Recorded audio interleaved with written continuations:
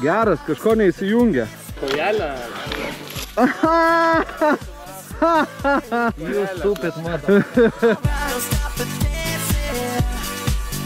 Tai sveiki, šiandien darome range testą, žiūrėsime, kiek gali nuvažiuoti elektrinis motociklas realiomis sąlygomis miške. Tai turime pirmąjį pretendentą, tai Suron Light BX 72 V baterija, šiek tiek tuninginė. Tada turim Talaria MX5 72 V 13 kW, Suron Ultra B 20 kW 74 V ir Starkai 2. Starkai turi po 300 V ir didžiausias baterijas, bet pažiūrėsim, kuris greičiausiai išsikraus, manau, kad tuninginis Suronas. Tai let's go, varom žiūrėti. Все, давай.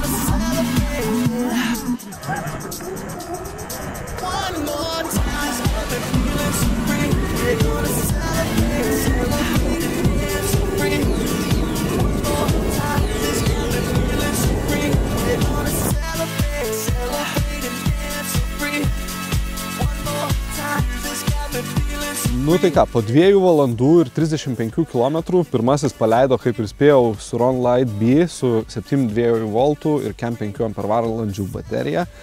20 kW tai yra per maža baterija, reikėtų 82 V ir kokį 55 Ah būtų liuks. Ultrai liko 30%, Starkui irgi 30%, bet matas lėkė daug smarkiau, bet tiesiog pas Starką būtų buvę dar daugiau. O kiek liko ant Talarijos? 31. Tai va, pravažiavom kažkur apie 2 valandas, 35 km. Tai šiaip galima skaičiuoti, šiaip ganėtinai važiavom, nebuvo, kad visiškai rėdėjom, iš video matosi, bet labai lekiant gali 35-40 km nuvažiuoti, nelekiant 50-60 km. Tai va taip. Jeigu lyginti elektrinius motociklus su paprastais benzininiais, kurie nuvažiuoja per pakatuškę 50, 60, 70 km, tai dabar jau yra su elektriniu gali nuvažiuoti 40-50. Kaip išspręsti?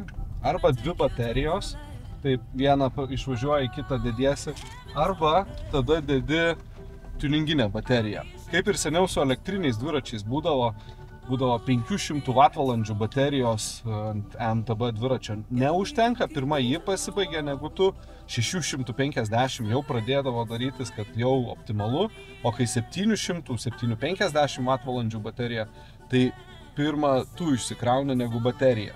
Tai dabar motociklai elektriniai yra tarp tos fazės, kur 500 Wh, tai senieji Suronai Talarijos, bet jau Suron Ultra Starkas jau yra ties 650 Wh ta riba, tai yra jau pats gazas, o jeigu nori dar daugiau, tai tuninguoji arba imi antą. Range'o testas baigėsi enduro testų, žiūrinėjom, kad yra dar tų procentų, tai varom dar pasilinksmint enduro trosose.